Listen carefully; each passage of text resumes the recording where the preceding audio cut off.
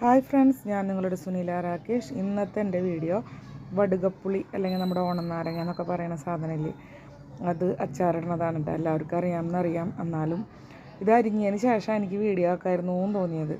അത് കാരണമാണ് ഞാൻ ഇപ്പോൾ വീഡിയോ എടുക്കുന്നത് കേട്ടോ.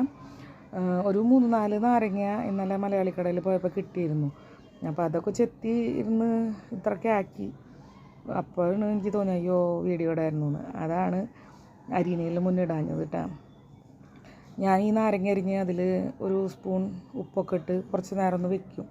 അതിന് ശേഷം ഇനി ചീഞ്ചട്ടി അടപ്പത്ത് വെച്ച് എണ്ണ ചൂടാക്കുക.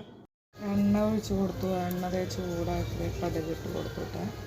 കടുക് പൊട്ടണ കാരണം ഞാൻ അപ്പോൾ നിർത്താനേ. കടുക് പൊട്ടിത്തുടങ്ങി. ഞങ്ങളുടെ വെറുതെ ഗണപതി വെച്ചുള്ള കാരണം അതിൻ്റെ പാട്ട് ചിലപ്പോൾ കേൾക്കുന്നുണ്ടാവും നിങ്ങൾക്ക്. കടുക് പൊട്ടിത്തുടങ്ങി. ഇനി ഒരു മുളക് കറിവേപ്പില ഇട്ട് കൊടുത്തിട്ട് അതിനിത് ഞാൻ വടുകപ്പുളി അരിഞ്ഞ് വെച്ചതിൽ ചേർക്കാൻ പോവുകയാണ്. വടുകപ്പുളി ഇട്ട് കൊടുത്തു. ഇനി ഒരു എൻ്റെ സ്പൂൺ ചെറുതാണ് കണ്ട ഇത്ര മഞ്ഞൾപ്പൊടി ഇട്ട് കൊടുത്തു. മഞ്ഞൾപ്പൊടി വളരെ നല്ല സാധനമാണല്ലോ, അത് തന്നെ. ഇനി ഇത് ഒരു 3 സ്പൂൺ മുളക് പൊടി ഇട്ടാണ്.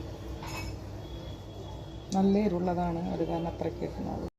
അങ്ങനെ ഫൈനലി നമ്മുടെ വടുകപ്പുളി അച്ചാർ റെഡിയായി. എൻ്റെ ഫ്രണ്ട്സിനൊക്കെ ഇഷ്ടപ്പെട്ടെന്ന് വിശ്വസിക്കുന്നു.